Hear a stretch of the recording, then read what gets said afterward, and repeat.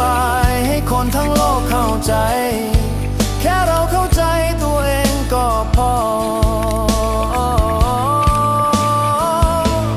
สุขไม่ต้องเล่าเพราะความสุขเราไม่ได้ขึ้นอยู่กับใครเศร้าไม่ต้องพูดเพราะน้ำตาที่ไหลเราเช็ดเองได้ทุกครั้งโลกใบเดิมใบนี้แค่เปลี่ยนวิธี